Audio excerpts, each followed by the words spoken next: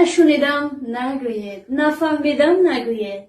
شرکت فابرلی در برابر با فروش گذاشتن مال و محصولاتش همچنین امکانیت‌های خوبی کاری را برای هر یکی شما زن‌های خانشین، دانشجو دختران و همان نفرانی که می‌خواهند کار کنند و صاحب پول شوند فراهم آورده است.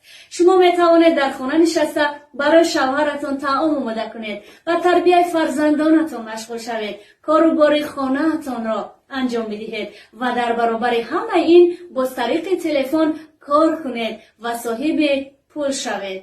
بله، شما دانشجویان نیز می توانید در برابر تحصیلتان باز در شرکت فابرلی کار کرده صاحب پول شوید. پول با کی در کار نیست، با همه ما و شما در کار است. پس این شانسی خوب است برای هر یکی شما. رقمی که در اکران میبینید رقم کارمند شرکت فابرلیک است. زنگ بزنید و با همه سوالهایتان جواب عمیق بگیرید.